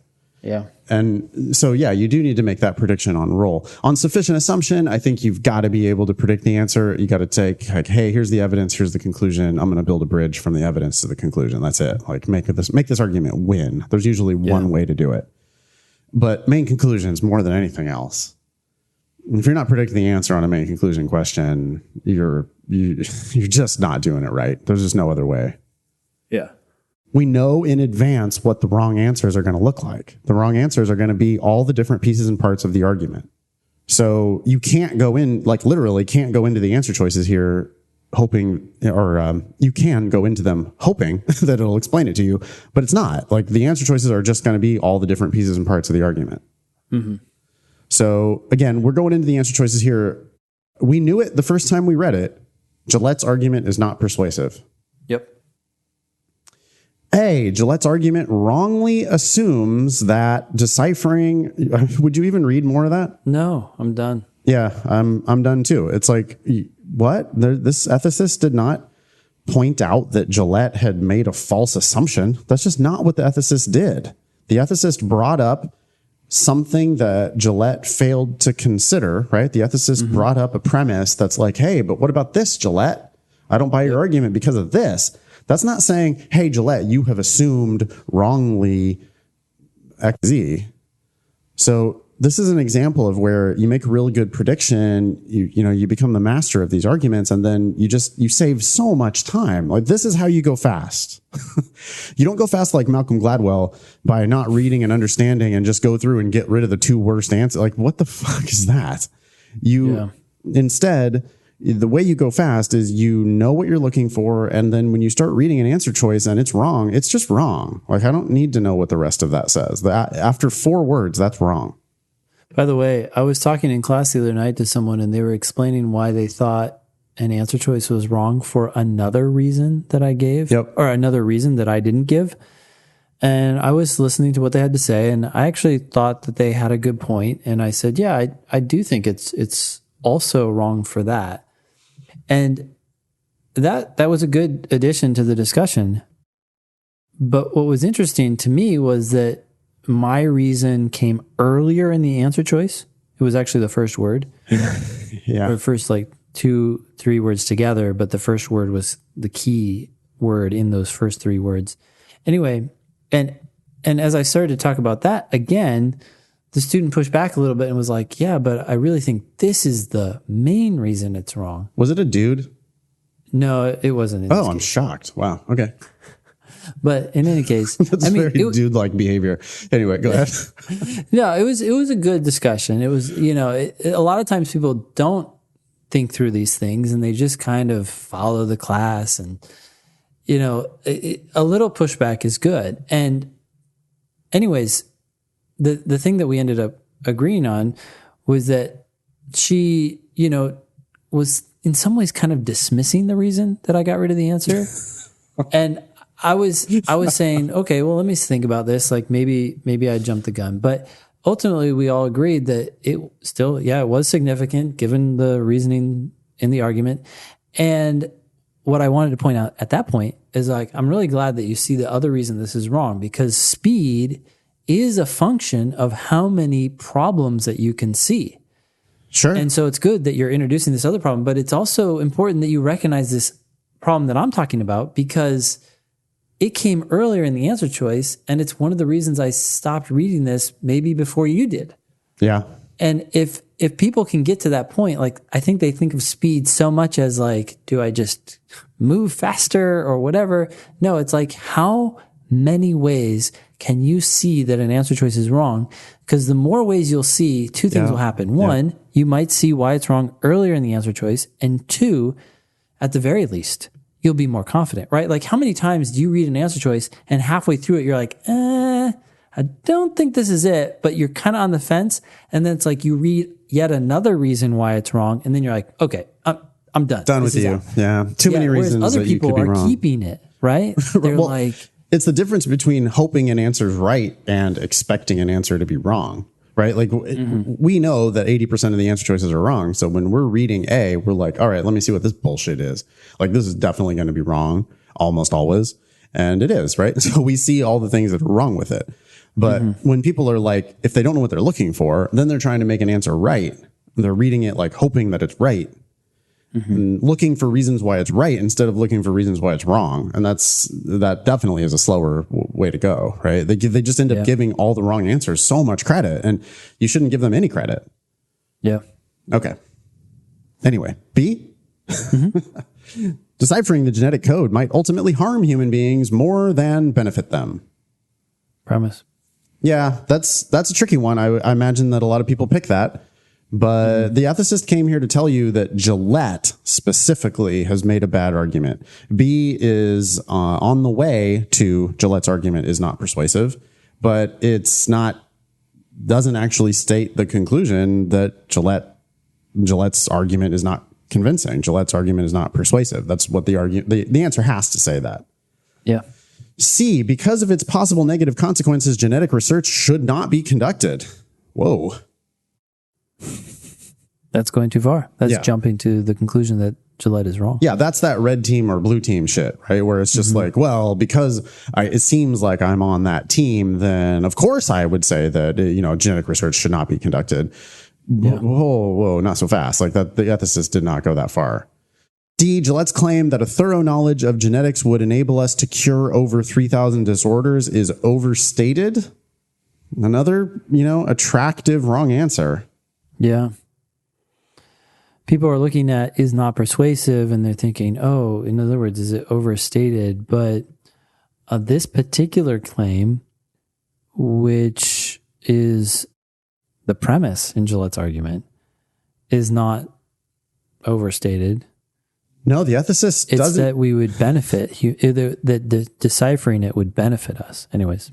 Right. The ethicist doesn't actually say, oh, we're not going to actually cure these 3,000 disorders. I mean, the ethicist seems willing to allow, we might be able to cure these, but we got to think about the harm that might be caused. The ethicist does not get specific about what that harm is, but I'm certainly thinking of, ethnic cleansing or God knows what, right? That weird shit that might happen if we did decipher the human genetic code. So, or even just discrimination in workforce. Yeah. Of course. We don't want you here. Nope. Yeah. We're not hiring you because we looked at your DNA, for whatever reason. E, Gillette's argument is unconvincing. Love it. Mm-hmm. I wish it stopped right there. I wish it did too. It would be the answer, right? Yep. More words makes it more likely that you're wrong. Yep. As 204 episodes of the Thinking LSAT podcast surely testify to. With hundreds of hours of bullshitting, I'm sure we've said many wrong things, but this answer, if it just said Gillette's argument is unconvincing, that would be the answer. It goes on and says, because it ignores certain possible consequences of genetic research. Yeah, this is a very interesting answer because I would not consider this the conclusion. I would consider this the conclusion with its premise. But it's the best answer, hands down. It's accurate, which is commandment number 1 on the LSAT, be accurate. It's more than what is necessary, but since nothing about it is inaccurate. And it does capture the conclusion, right? The answer had to say Gillette's argument is not persuasive. E starts, Gillette's argument is unconvincing, which is the same thing as not persuasive. Those are clearly like just synonyms, right? So it does capture what we were looking for. And then it goes on, but it doesn't say anything wrong. Like Gillette's argument is unconvincing. Why? Well, because it ignores certain possible consequences. Certain freaks people out sometimes. Certain doesn't mean shit. It means some. Yeah. Some. Yep. At least one. So, I mean, you could actually just cross out that word. It means literally nothing. Gillette's argument is unconvincing because it ignores possible consequences of genetic research. Right? The certain doesn't do anything. But anyway, that's the answer. Cool. Want to tackle this personal statement? Let's do it. Hello! Exclamation point. Well, hello to you too, Anonymous. A longtime listener and past tutoring student of Nathan. Oh, shit. Well, I'm sorry if we offend you today. Hopefully your ties to Nathan are strong enough to endure this grilling. If the guys need a personal statement to rip, I'm happy to share mine. Thank you! Exclamation point, Anonymous. Thank you. Okay. We have great gratitude for everyone who's willing to endure this process, especially after all of the ones that you've heard before. You know what I like about this personal statement? It's short. That's nice. Oh, yeah. That's good. Okay. It's a good start. Read it? It's your Sure. Okay. I was sitting in a treatment room observing a client, period. Okay. I like the fact that it starts with I and you're doing something. I'm not enthused by the word sitting. No. That's a pretty universal behavior that almost anyone can succeed at, including dogs. Yeah. Like that sentence, I was sitting in a treatment room observing a client. That doesn't make me be like, hot damn, I have to admit this person to my law school. Oh, who the fuck is this? Holy shit. You were sitting and observing? Oh my God. Wow. Those skills are in great need today. Yeah. So I don't like that. I agree with you, Ben. Starting with the word I is a real good start. Like people need to do that far more often. And in fact, that's one of the exercises that we have people do right at the beginning of their personal statement process that we work people through is like have them write a whole bunch of I statements. The problem here is that I was sitting. Ooh, yeah. Like you're using to be verbs. So like you don't need that. Like you could have made this a much more vibrant, like active sentence by not using that construction with was in there. It's just inherently passive. Also, you've chosen, sitting. Why is that part of the sentence? I don't care if you were sitting, standing, doing burpees. Like, I don't care. Like what doing burpees with the eye. I got you. I was really observing the client and taunting them by doing push-ups as I was watching them. Yeah. Anyway, this can be improved for sure. / just deleted. The client, who I'll call Bill, was diagnosed with autism. Again, we have a to be verb in there, right? So again, it's was diagnosed with autism. Okay, by whom? Well, by a doctor. But yeah, I don't know.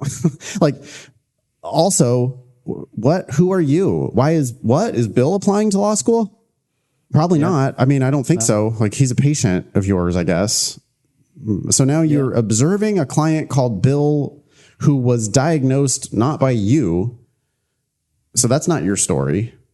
So what's happening? Like I don't know. I just think I would cross out both of these sentences. Like that's just not your story hasn't started yet.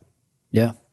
My job as a behavior analyst was to work with children like Bill and remediate the deficits associated with the diagnosis. So you've made my job the subject of the sentence instead of you. Yep. So instead of I did this with Bill, you're now saying my job was to, and then vaguely work with, which doesn't say anything. People love saying work with, but it doesn't actually say what you did. Mm-hmm. And so my job was to work with and remediate the deficits, but how? Like, how? Yeah. What are you doing? Are you reading to Bill? Are you helping Bill do math? Are you doing an interpretive dance with Bill? Like, what are you doing? Sure. So if we were to toss this all out on the little information that we know right now, it would look something like this. Last year, comma, because it does sound like this is something you did in the past. And I'm hoping it's not longer than a couple years ago.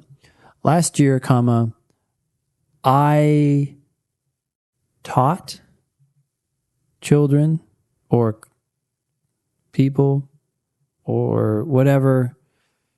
I mean, I want to know more, but I taught them how to cope with whatever, maybe job difficulties or interpersonal difficulties because of their autism or another.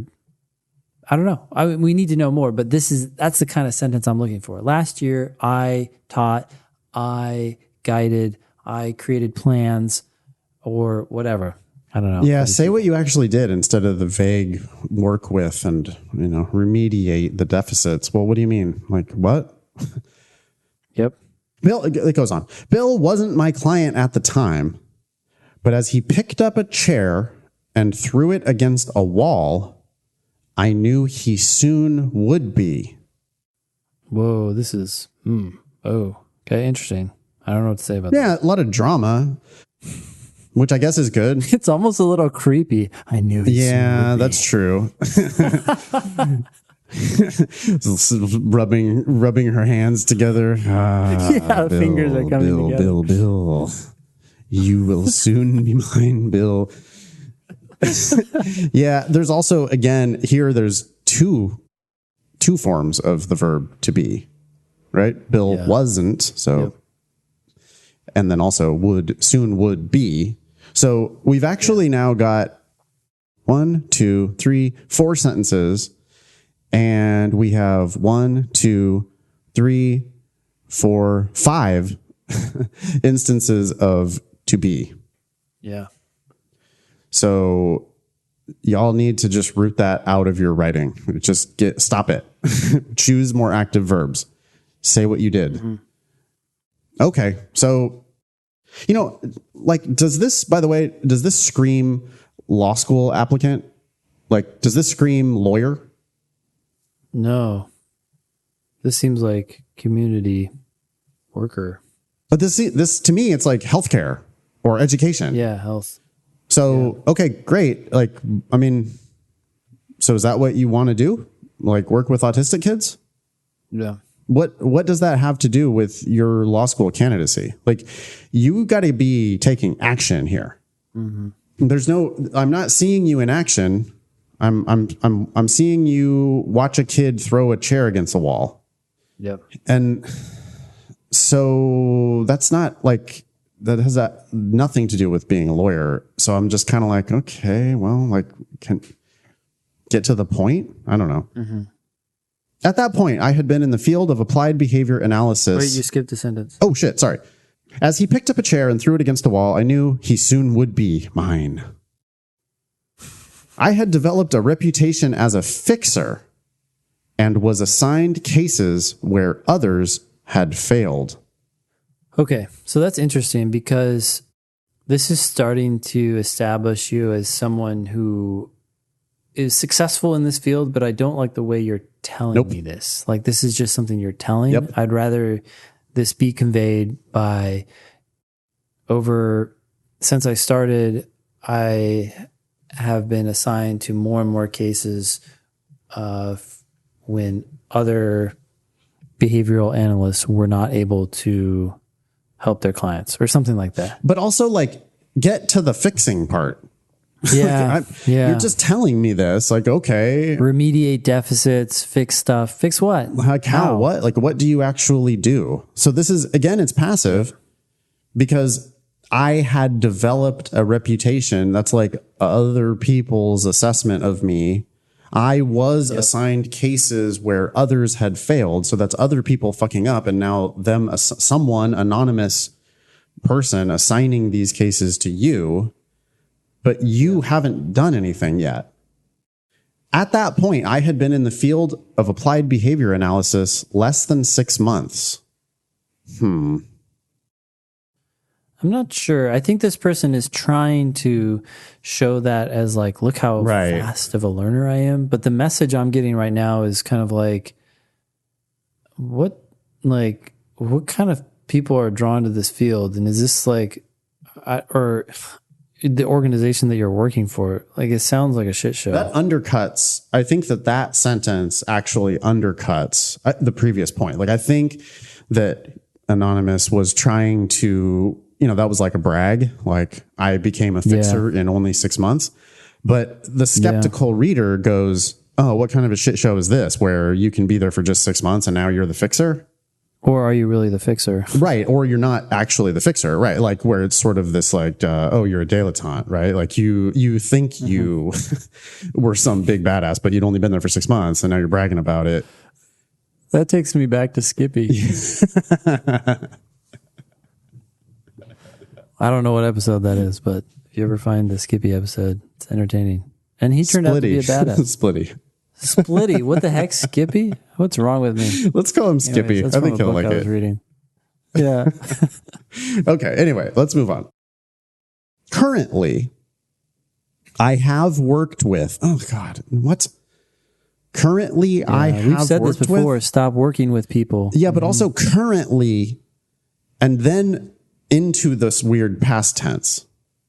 Yeah, I have. Currently, I have worked. No, get rid of currently. By the way, that word ends with ly, and you pretty much shouldn't have any words that end with ly. Like, you just don't need them. I'm not saying that as a hard and fast rule, but if you did a search for ly, you would probably find a lot of words that you could get rid of. Same with very. Sure. I'm thankful that we haven't seen that yet here, but the same Maybe idea. just words that end in y. Yeah. Well, that's not true. You can use psychology and company and other words. Property. But if it's an adjective or adverb, it's like, okay, look twice. Yeah, do you really need it? So, and then it's doing a weird, people they do this time travel thing where they just jump all over the place, right? So wait a second, you, at the point where Bill threw the chair against a wall and you knew he would be yours, you had only been there for 6 months. Now, currently, I have worked with over 50 children and their families across the autism spectrum. Well, wait, so does that mean now have you, 50, by the way, sounds low, doesn't it? Like, that doesn't seem like a lot. So I don't know what the point of that detail is really. I don't know whether it's a lot or, to me, that doesn't sound like I would assume that a professional who works with autistic kids would work with hundreds. But it just doesn't, I think you could, it does seem, again, I'm reading dilettante basically. 6 months, I've worked with 50 kids. I'm an expert now. Yeah. Anyway, my specialty is extreme behavior, including verbal aggression, physical aggression, and property destruction. Whoa. Bill engaged in all of them. That's the first paragraph. Using is there, my specialty is. Yeah. Instead of saying what you do. I still have no fucking clue what you do. I don't know. How do you help people with this? And your specialty after 6 months? These things are not congruent. No. Yeah, I'm an expert. I've worked with over 50 kids. Whoa. For 6 months. It's wait. Yeah. And now you're the best person in your group or whatever? It doesn't, and also it's I don't know what you do. I know you work with these kids. I have no idea what that means. You're telling me that you have a specialty in extreme behavior, blah, blah, blah. I haven't seen you in action, so it's hard for me to believe you because you're not showing me. I mean, you did show me Bill throwing a chair against a wall, which is a, vibrant detail, but it's not you doing anything. Like, what'd you do about it? Yeah. Yeah. Okay. That's the first paragraph. Like, all I know about you is that you work with autistic kids and that you're telling me basically that you're this fixer, but your evidence to back it up is like 6 months and 50 kids. And I'm like, doesn't seem like an expert to me. I don't know. Yeah. I don't know anything about it, but okay. Oh boy. Next paragraph. First sentence. My career as a behavior analyst began with rejection. Oh, dear God. Don't say career after 6 months. Yeah. And also don't tell me about your failures. Like people think they have to have this narrative arc. They think that they have to break themselves down before they build themselves back up. You could just be a badass out of the gate, and that would be impressive. Yeah, let me just see you winning. I don't want, just please, I don't leave it. No failure, please. No, I don't know how to swim. That was not good. That's not what we're going for. Yeah. My career as a behavior analyst began with rejection. And I'm like, wah, wah. Like, okay, great. Now I'm going to hear all this stuff about you failing. The first 3 companies I interviewed with all turned me down, citing my... By the way, that's not that many. No, sorry. And it's frustrating. The first 3 companies I interviewed with all turned me down, citing my background in business. This is not a point in your favor. For one, as Ben says, it's only 3 companies.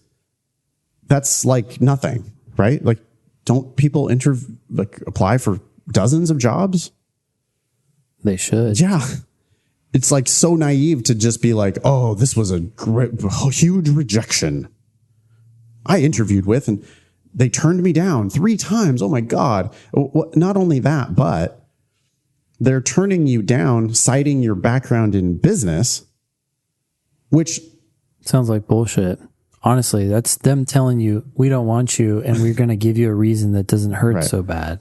Yeah. Sorry. Well, so yes, that I believe, yes, I can definitely read it that way. Another way I can read it is, why do you have a background in business and now you're trying to work as a behavior analyst?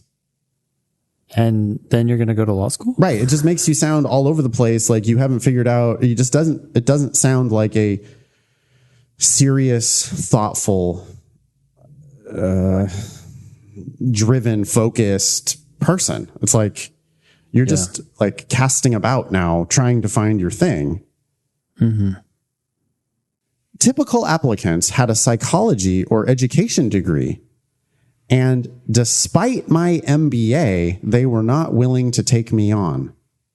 Well, yeah, duh.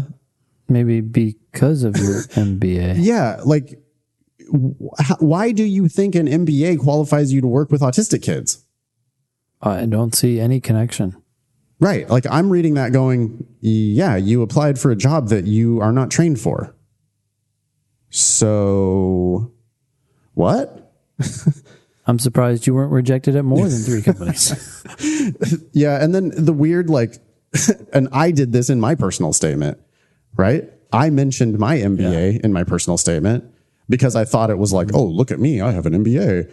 And it's like, they have your transcripts. They know you have an MBA. They have your resume. They know you have an MBA. Now you're telling me that your MBA didn't qualify you for a job working with autistic kids. And I'm like, no shit. Yeah. Yeah, this is reminding me of my leadership claims too in my personal statement. So please be aware that we've made these mistakes. Please go back and listen to our awful personal statements on episode whatever that was. It's very embarrassing. Yeah. All right. So far, what do I know about Anonymous? Works with autistic kids, has an MBA. is having trouble navigating the job market. Trying to figure out what the fuck they want to do with their life, apparently, because they're getting an MBA, then going and working with autistic kids, then applying to law school now for some reason. I'm very confused. Yep. Look, and this is true for most people out there. Most people don't know why the hell they're going to law school. But what we're saying is don't lay it all out for them. Let's just focus on what you've done well and make it clear that you are driven and know where you're going. You're not making yourself look like a badass by telling me jobs you did not get hired for. You're literally telling me about getting shut down. Yep.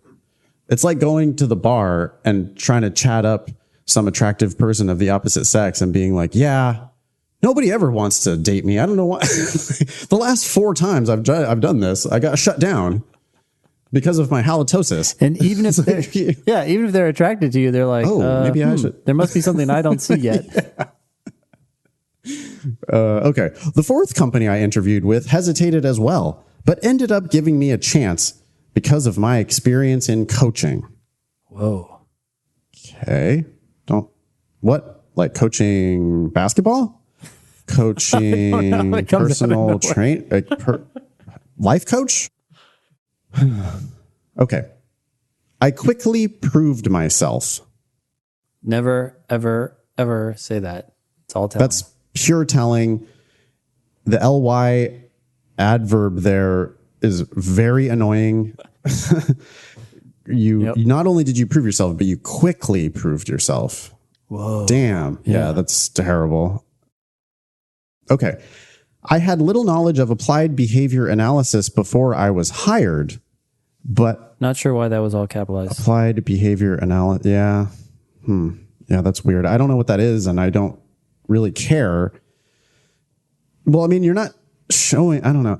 But I was able to pass the National Registered Behavior Technician exam in under a month. This is, again, you're trying to say, look how fast and quickly I learned things. I don't know. But the other message is I had no idea what I was doing and I started this job. Yeah, which is like, right. I wasn't qualified. 3 companies turned me down. The 4th shit show of a company hired me. I passed this test in less than a month, which makes it sound like it's not a big deal. Right? Like that's the fact that it's a National Registered Behavior Technician exam. That is not an impressive point. Which, by the way, is not capitalized. There's caps on applied behavior analysis. The field of applied behavior analysis has been capitalized in that sentence, but then the National Registered Behavior Technician exam, which actually might be something that you would capitalize if that's like a proper name, then that's not capitalized. Yeah. Do you care? Like I don't care. I don't care. Like this just tests to me that certify you to do something, including the bar exam, just signal to me bare minimum competency. So the fact that you succeeded on this test doesn't tell me much. Yeah. And I mean, like, forgive me if I'm, I'm not meaning to denigrate anyone here, but like, do you even need to go to college to work with autistic kids? Do you have to have any kind of a background at all in order to take this National Registered Behavior Technician exam? Like, I don't know. But for all I know, like that's a thing that you could maybe do with a GED. We don't know. Now, so, look, to be very successful with autistic children, you might be someone who even has a PhD. Maybe you become an expert in this field and move it forward. So we're not saying that this field is inherently not challenging, but given the work that you're discussing, it sounds like it doesn't require much. Yeah. Like Anonymous is definitely undercutting his or her own case here. By like, you're trying to say, look how clever I am. Look how fast I learn. But the message that the skeptical reader is taking away from this is like, oh, so you were able to succeed in a field that apparently has like low standards? And by the way, this is not an argument that you need to make. Your GPA and LSAT score are going to speak volumes to that aptitude. Yeah, right. Like don't, as a general rule in your personal statement, don't tell me how smart you are, because I have your LSAT and your GPA. And like, those are, I've already got a pretty good idea, like what your cognitive capacity is, what your work ethic is. I'm not saying those are perfect measures by any means, but you don't need to tell me about your National Registered Behavior Technician exam when I have your LSAT score sitting right in front of me. Yeah, well, we talked about this back in like episode 7. So most listeners now may not have ever heard this. And I don't even know if it's episode 7, but you remember when we talked about the professor video from UVA? Or maybe it was the dean from UVA. But anyways, he talked about how when you combine your LSAT score and your GPA together, their ability to predict your success in law school is like, they have a 75% chance of predicting it accurately. That's a very high chance. Those two numbers together are a good indicator of your success. And that's what they're both of them, by the way. About. Like, you need both of those. Yeah. It's not one or the other. It's both. It is certainly both, because I have one and not the other with my 179 LSAT and my 2.5 undergraduate GPA. I should have been one of those like, nope, 2.5 undergraduate GPA, not a lawyer. Like, that's just not a thing. Like, you don't do that. That's not, I mean, okay, so I know there are exceptions, but there are buttercups out there. Mostly they're not. Like, well, you take these calls all the time, right? Like, literally every day I get emails, phone calls, whatever. And I want to help people as much as I can. But like, when I see you've filled out the contact form on my website or whatever, scheduled a free consultation, and I see that you have a 2 something undergraduate GPA, and I'm like, oh boy, here we go. And like, it's not 100%, but it's like 99%. If you have a 2 something GPA, I am fully comfortable saying like 90% you shouldn't go to law school. It's not a good, that's now, if it was 15 years ago and you have significant work experience since then and you've totally changed your life, like, okay, fine. But if you're me, a fucking dumbass getting a 2.5, well, that's because you don't like to work. And if you don't like to work, then it's just not going to be the right fit for you. Yeah. I don't know. Most legal work is academic work. That's what it is. Yeah. They want rule followers. Like, they want, this is not a bookworms. Yes. And rule followers, like people who want to work inside the machine and be just like, yes, I'm going to understand and follow all the rules. I love following the rules. God damn it. Yes. Give me the blue book so that I can just look up on page 149 whether I'm supposed to italicize this thing in quote inside of a quote. Like, yes, let me look up exactly how perfectly to cite that. If that's not appealing to you, then that's like not really, you're not, I don't know. That's what lawyering is. Yep. So, and that's why people with really good grades, like in undergrad, because you were willing to jump through a whole bunch of hoops. Like, if you're the type of person who thinks that your classes are dumb, think your professors are dumb, don't understand why they gave you this assignment. Okay, well then, don't go to law school. Yeah. You're not going to like it more. It's going to be worse. Yeah. Anyway.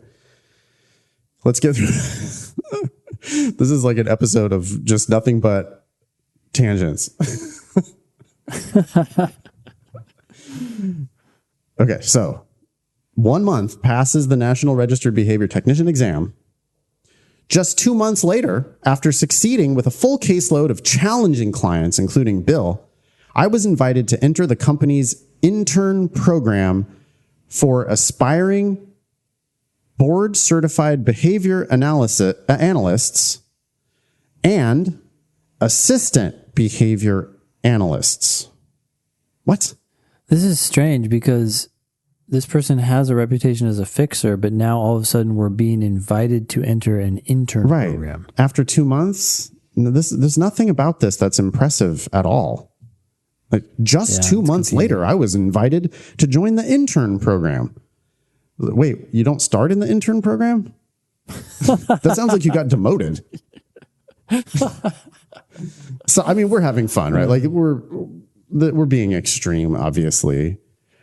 We're being extreme, but the thing about it, and we've said this a million times, you've got to realize that you're writing to a very jaded reader. And I just said very, but a jaded reader who is going to do what we're doing on some level. Well, of course they're they just are. rolling their eyes like, one more applicant. All right, who the fuck are you? And then you start saying stuff like this, and they're just like, oh, you became an intern? You know how many bad days they have in their job? They're just like ready to eat your shit alive, you know? Like, this is bullshit. Yeah, unless you have an LSAT and GPA that's like at their 75th percentile, in which case they're like, I don't care what your personal statement says, because then they're swooning over you. They're like, oh, you became an intern? That's so wonderful. But if you're like trying to squeak in with this, right? If you're on the bubble, yep, which I think is where the personal statement matters more than any other time, right? When you're on the bubble, which you're always on the bubble at the Harvards and Stanfords and of the world, but if this is a bubble applicant, you know, like you're trying to barely squeak in, and then they're reading this and they're like, oh, you were invited after 2 months to enter the intern program. Wow. You know, yeah. There's a lot to, you know, what's amazing. I love more than anything, like the transformation that the personal statements go through. Like the before and after is just like shocking. We could have we could have a show on Bravo where we do like a personal statement makeover for people, right? Because this is like, you're like, I'm getting unfocused, works with autism, overestimates own impressiveness. Yeah. That's what I'm getting. But I'm sure we could turn this into successful professional, like, we could change this to make it so that the reader reaches their own conclusion that you're a fixer. Instead, you're telling me that you're a fixer, and I just don't believe you.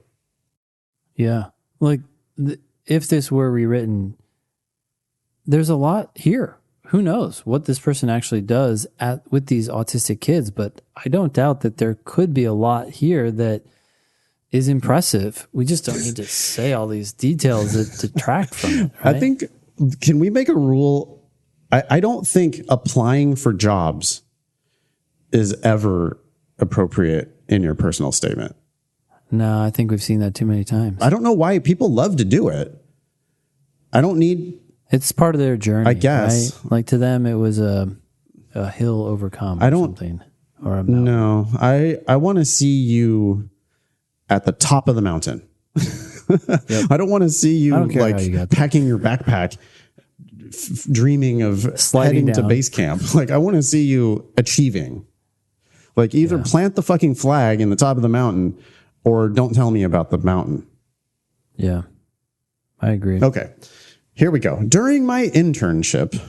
Sorry, one last thing before we go on. This is just more a style thing, but Anonymous has an interesting use of commas. So Anonymous does not use commas in situations where I would expect them. For example, in his or her initial email, the if-then statement does not have a comma between the if clause and the then clause. And then just throughout here, every now and then, there are clauses that end but don't have commas. And yet, at the same time, we have commas inserted in places where you cannot insert them. These sort of things stick out. And at the very least, you need consistency. But anyways. That is a bad comma there. In fact, it's a bad sentence. It has 3 commas in it. Just 2 months later, comma.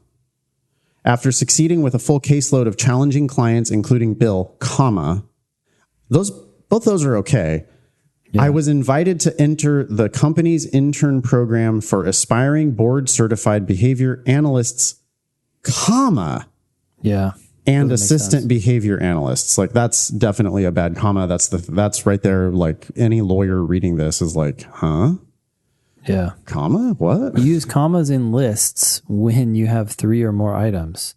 Here you only have 2 items. It doesn't make sense. Nope. Yeah. And these things are capitalized. I'm not sure why they're capitalized. I agree. Also, why are you even telling me this? Like, well, board certified behavior analysts and assistant behavior. Okay, don't put the assistant part. Yeah. It's an intern program for board certified, aspiring board certified behavior analyst. Anyway, I hate the sentiment of it. Like, I hate the idea of it. Like, you're now entering an internship. You're not a board certified behavior analyst. You're an intern because you're an aspiring board certified behavior analyst. Great. I don't give a shit. It's on your resume. show me. I want to know what you actually do with this kid who's throwing a fucking chair against a wall. Show me the money. I mean, we're at the end of the first page now. This is a very long second paragraph. I think that Anonymous can go with shorter paragraphs for sure. But it's almost like, you know how if you show a gun in Act 1, like the gun has to fucking go off in Act 3? Sure. I'm waiting for Bill. Like, Bill was throwing a chair against a wall. I want to know how you fixed it. Yeah. You're a fixer. You better show me you fixing Bill. Instead, you're applying for an internship program. I don't know. Okay. Well, based on past personal statements, I wouldn't be surprised if this ends by saying that you weren't able to help Bill, but it was Bill a great died. cinematic event that I wanted to share. Yeah. Okay. All right. During my internship, I created a registered behavior technician training program, comma, that I taught, comma, to help trainees pass their national exam. Boy, so many trainings and exams. Like, I'm interested in you creating a training program. Fuck Sure. Yeah. But let's talk about that for a paragraph, not already moving on. Yeah, not how you got invited to be in an intern. Also, this is just all over the place. Wait, you're an intern, but you're creating a training program? What? I thought you were an aspiring board certified behavior analyst, but now you're an intern in that program, but now you're creating a training program and teaching it? Wow. Anyway, the company had a first-time exam pass rate of 30%, but after my program started, the first-time pass rate jumped to over 70%. Nice. I like that. Got to give props for that, right? But it's interesting to see this fact in the context of everything that we've read up to this point. Right. I'm very skeptical. Yeah, Anonymous has already shot himself or herself in the foot by making it look like this is a janky organization that you're working with. Yeah. Right. Like, they're hiring people who aren't qualified. Well, I guess we'll just let an MBA come in here and like, let's just have our intern create a new training program for the whole company. Yeah. If you provided this fact, though, which is a great fact, it's objective. Yes. In the context of a more polished personal statement that focuses on your success, this would just be like firing off another firework. You're like, damn, okay, sweet. This guy's successful. Yeah, that right there, I would for sure save that detail. I would just take out all the other shit that... And creating the program, right? Let's talk about you creating the program. 100%. How did you create it? And what's in the program? And blah, blah, blah. Right, and make the entire personal statement about that. Maybe so, yeah. I don't even need Bill throwing a chair against the wall. Like, you just... It's like, you might think it's boring, but it's not. Like, you created this training program. You taught a training program. You created a training program. You taught the training program. You improved the first-time pass rate from 30% to 70%. Now I see you winning. Like, now I see you fixing problems. And how many people did you train?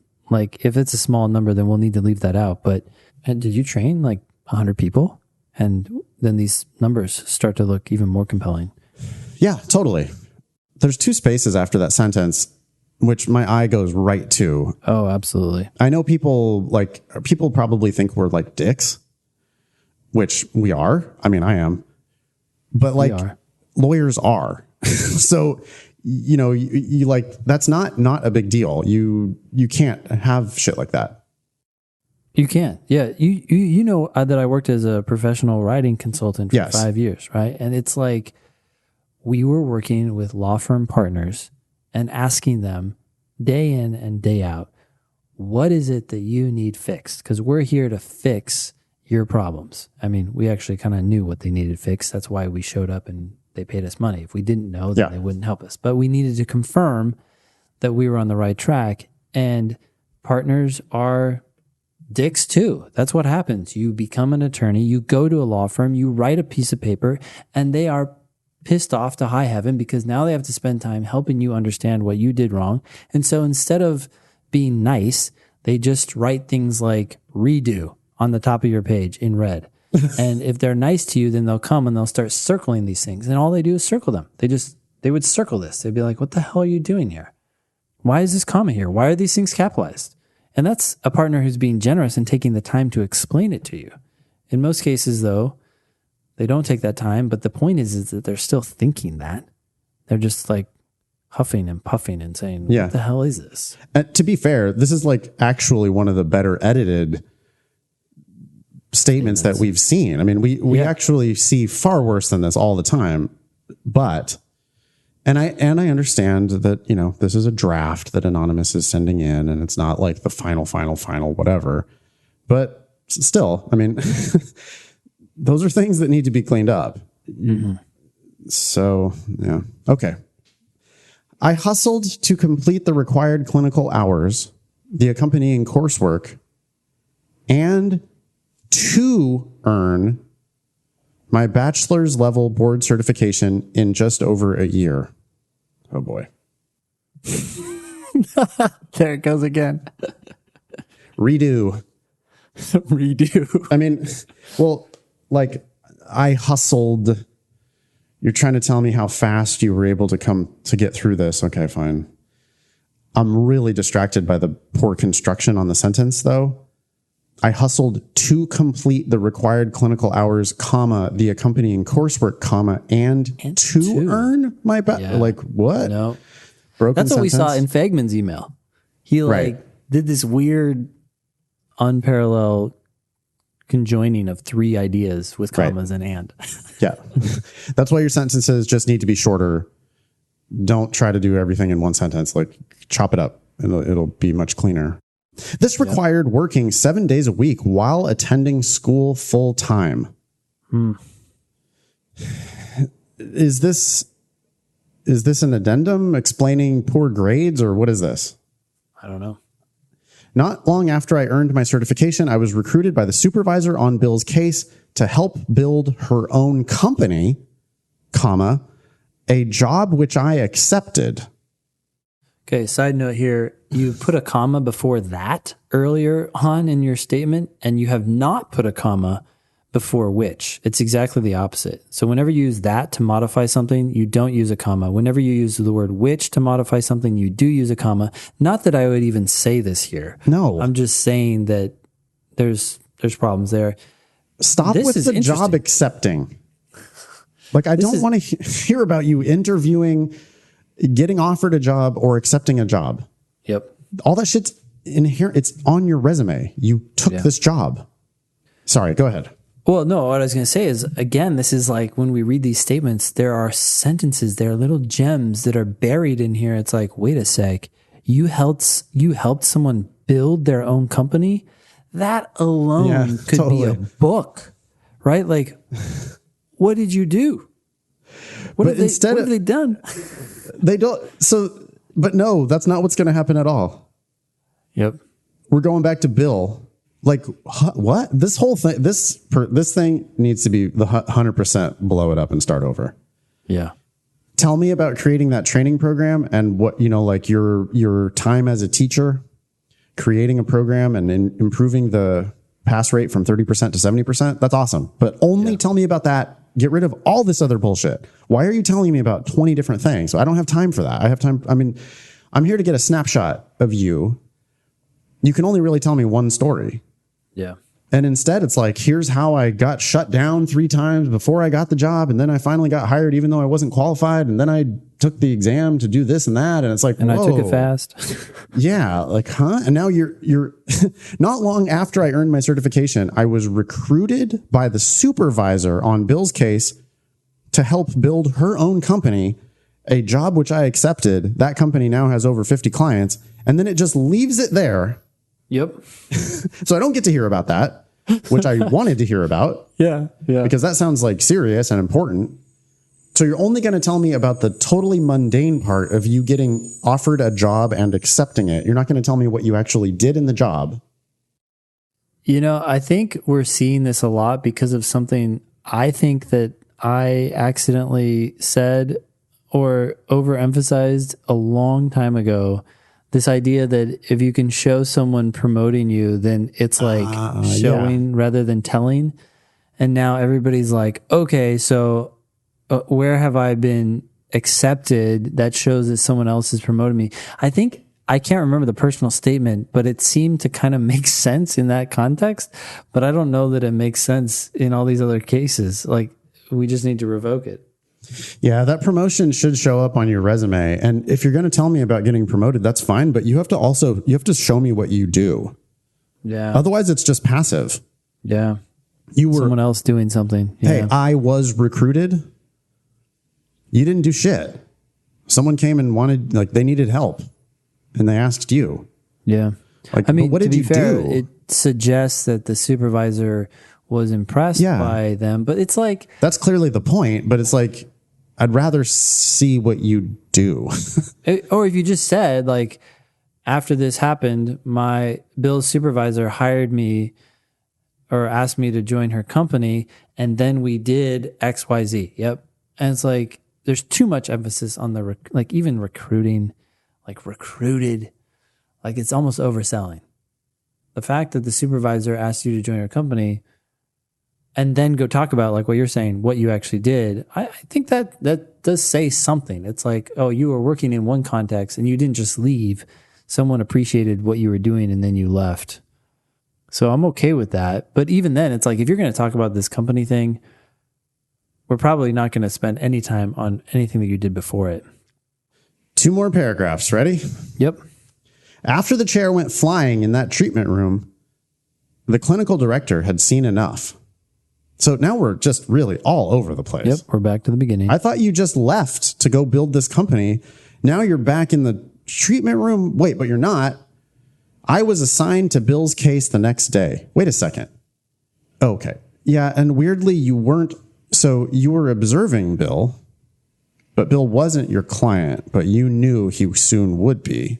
What did you do that made you now Bill's you're assignee? It doesn't make sense. Now the clinical director has seen enough, and I was passive assigned to Bill's case the next day. Okay, what did you fucking do about it?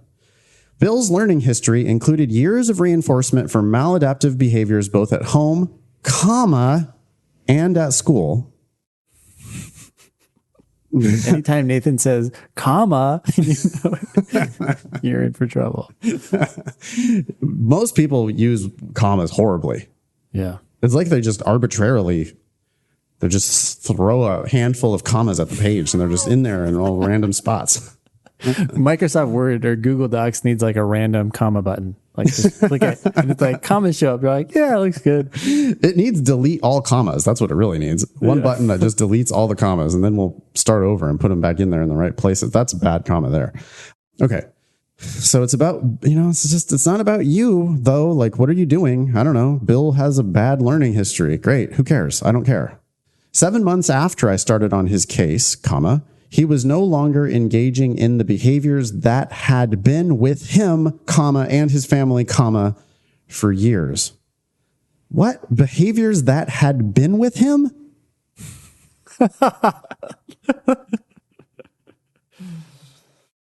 They're like floating around him. Those behaviors, they had been with him and his family for years. And he was no longer engaging with those behaviors. You love to be. Had been. Yeah. Bill had previously developed an aversion towards most adults. Should be toward. We're in America here. And would only work with me at first. But we were now able to add new technicians to the case without any issues. So this is so weird because it's 7 months later, and apparently this is like a success story, but you have not showed me one goddamn thing that you did with Bill. Nope. Not a thing. One day, when Bill was being picked up from the clinic, his mom described to me, through tears, the vacation they had taken that weekend. They had stayed at a hotel, gone to an arcade and restaurants, and attended a show in Las Vegas, all without incident. There needs to be a comma there after Vegas. But there's not. It was the first family vacation they had taken in years. I mean, that's a sweet story. That has absolutely nothing to do with you being a lawyer. I also don't know what you did. Like, you're telling me that you're a bill whisperer, but you're not actually showing me. You haven't like what? It was just magic. Well, it's weird because I don't know that I would necessarily cut this story if this statement were focused on Bill from the beginning, what you had done to help Bill. And I knew all of that. And then you told the story, I'd be like, oh, damn, look at like, it just confirms that all this stuff that Anonymous has been doing has worked in the real world. But right now it just comes out of nowhere and it doesn't mean anything to me. No, I'm like, yeah. Just it's just conclusory, right? It's like, I mean, I was successful with Bill. Okay. How? Yeah. As a behavior analyst, I have collaborated with families, other therapists, teachers, advocates, and lawyers. I have watched these lawyers give advice to families, advocate at school meetings, research policies and regulations, prepare documents and presentations, and above all else, fight for their clients' rights. Whoa. At the time of my application, I am 3 months away from completing my master's level board certification. More fucking tests and what? I am now wanting to provide for my clients in an additional way, as an attorney, no period at the end.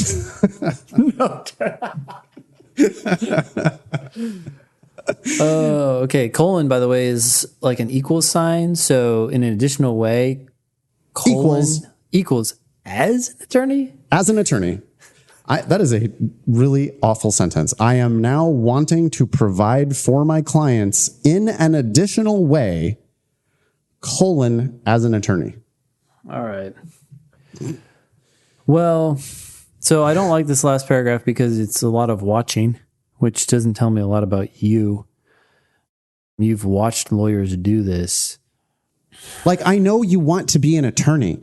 Why do people feel that they have to put, I want to be an attorney in the final paragraph of their personal statement? I am literally sitting inside of a law school. Yeah. As I'm reading this. Why you want to be an attorney. You have paid money to apply to my law school, and I'm now deciding whether I'm going to admit you. I understand that you want to be an attorney. That is not news to me. I want to know why. Yeah.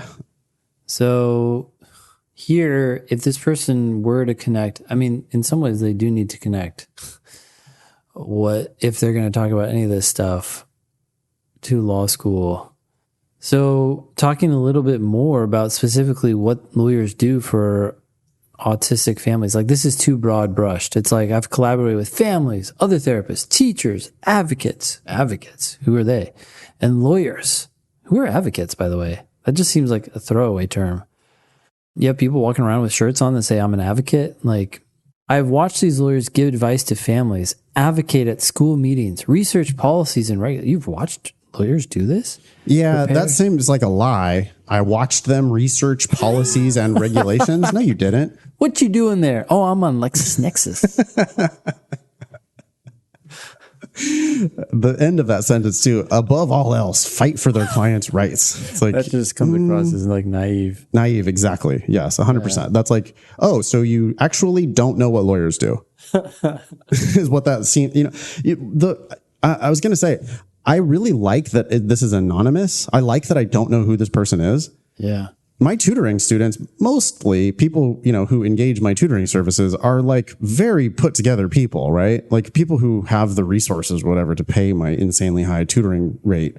It's like, yeah, most of those people are very impressive. Like I work with people who are scoring 170 and trying to get to 175, like that's the bulk of what I do with one-on-one tutoring. So I have no doubt that this person is actually like a very capable person. I'm glad I don't know their name, because if I knew their name, then I would be reading this like completely differently. Like I would be giving them so much credit. Mm-hmm. Yeah. Instead, it's just like, you're an anonymous person to me. And if this is the only thing I have to go on, I am not admitting you to my law school. Yep. Period. Like I'm sorry, but you're not getting in. Period. Sorry. There's no period. It's striking me as, just like not put together, just totally disjointed. You don't have a plan. It doesn't seem like you know what I'm sure you actually in real life do know what lawyers do, but this makes it look like you don't. And so just, yeah, it's like, I mean, what did Anonymous actually do in this statement? What have you seen Anonymous do? Sit in a room with autistic kids. Get jobs. That's what Anonymous. Yeah, get interviews and get shut down. Finally get a job that you were weirdly not qualified for because you have an MBA instead of actual training for working with autistic kids. You have worked with autistic kids, but I have no idea what you did. I do not know what that means at all. Work with autistic kids. I just read 2 pages and I don't know what that means. I don't know what it is that you do. I do not know what that is. Stop throwing things. Yeah. Holy shit. You just threw a chair against the wall, Bill. And I guess the only thing that like the real keeper is creating that training program. Yeah. Right. And creating the training program. I don't know. Yeah. And maybe the company, although that was like a 1-sentence throwaway that it just didn't get returned. I don't know. So, all right, Anonymous, you need to start over. You need to if you can tell afford Nathan's tutoring fees, you probably should just do the personal statement package. Yes, you really should. we could help you a lot. You need to start over and you need to tell one story. I would love to know more about this company. Like the fact that you actually helped a startup and the company now has 50 clients. Like, why don't we just skip everything else and just talk about that? Yeah. Or I would love to know about your teaching career. This does seem like an impressive achievement. I'd like to know how you created this program, how you taught it. I want to know about your experience as a teacher, and I want to know about the success of your students. That's awesome. I'd love to hear that story. All of the certification bullshit, get it out of there. I don't want to know any about that. I don't care. None of that. I don't care. And even like Bill's case is like, unless you're going to tell me what you actually did with Bill, it's kind of like, it's sort of babysittery. Like, as far as I know, you hung out with Bill and like, you're a nice person, like you're a sympathetic, nice person. And you hung out with Bill and then Bill got better. Yep. Okay. But that's not lawyer shit. I don't know. Any closing words? No. Sweeten it up, Ben. Come on. Say something nice. We know that you're going to make a great attorney who fights for the rights of their clients. But not from this, I don't. From this, it doesn't seem like that at all. So let's blow it up and start over because I'm sure that you've got it, but this ain't it. Yep. All right. We're on Facebook. I don't go on Facebook, but we are on Facebook. We have a podcast group. It's called Thinking LSAT Podcast Group on Facebook. You can go there to talk about what a dick I am when I'm reading people's personal statements. While you're there, you can find the Thinking LSAT Facebook page and give it a like. I don't know what that does. Does that do things for us? I don't know. Might as well. Hit the like button. Follow us on Instagram. We are at Thinking LSAT. We're also at Thinking LSAT on Twitter. You can visit strategyprep.com if you want to learn about Ben's classes in DC, live classes in DC. Go to foxlsat.com if you want to learn about my live classes in both LA and San Francisco. We got all kinds of online and one-on-one options. All that shit's on our websites. LSATdemon.com is the future of our business, the future of LSAT prep, full stop. Yeah. Why should people go to LSATdemon.com, Ben? Because it helps you learn the most effective way possible, and we're not making that up. It's based on research. And once you go there, you don't need to go anywhere else.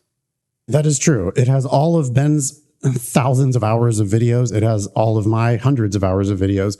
It has all of my written explanations, like every word I've ever written about LSAT logical reasoning is all in the Demon, and I continue to add to it every single day. Yeah, you just do questions in the Demon, and the Demon gives you appropriate challenges to get better at the LSAT. You know, it's funny. A long time ago, I don't know how long ago, maybe it was a few months ago, I feel like we were reading Demon reviews and people were saying things like, oh, I'm addicted to the Demon. As much as I loved the Demon or the idea of the Demon at the time, I kind of rolled my eyes a bit. I was kind of like, geez, like, what is this? Is this like a cherry picked like review? Like, how many people could really be addicted to the demon? But that is the most common thing I hear now in class and with my one-on-one tutoring students. They say, I pull up the demon on my phone at night. I plan to do one question. And then 2.5 hours later, I'm still doing the demon. And I'm like, whoa, you might be doing too much. You need to scale it back. But despite the fact they're doing too much, I can't take the smile off my face. I mean, geez, that's what like every company in the world is trying to do, right? Facebook wants you to keep coming back. Instagram wants you to keep coming back. Everybody wants you to keep engaging with their app. That's how they make money. We actually lose money the more you engage with our app, but you do learn. And that is what I want. Like, I'm like, if someone is addicted to this, they are going to get better. And they say things like, oh, I want to know, like, what joke are you going to crack when when I watch the video or read Nathan's explanation? And then I want to see what happened to my analytics. Like, people are addicted. It's not just a one-off random freak fan. It seems to be a lot of people. And someone just the other night in class, they came up to me and they said, I had the demon for so long, but I'm kind of kicking myself for not using it back in March because I just didn't realize how much easier it is to use than anything else. It's on my phone. I have all the questions. I just start doing it and it's giving me questions at my level. Like, that's the simple formula. But anyways, I'm just surprised how many people have come to that conclusion on their own about being addicted. Well, I mean, it's like it like becomes a fun game, right? Yeah. I mean, and that's the way we both teach it too. Like I really do believe this. Like, if you can't get to a point where you have fun with the LSAT, you're just not really going to ever be that successful. Like, yeah. And so when you see us teaching, I mean, we have a smile on our face most of the time, right? We're like laughing, and it's like it becomes a game. And so, yeah, I mean, these people have, they've like gamified it in their own minds, at least. And, that's awesome. Yeah. They're all, they're into it. It's well, it's humbling, really. I mean, shit, like it's amazing that people like it so much. I mean, and it's only going to get better from here. So anyway, that's LSATdemon.com. You can sign up for a 1-week free trial if you want to check it out. That's much better than us just talking about it. There is going to be a virtual proctored test on Saturday, August 10th. So and free trial members are welcome to that, right, Ben?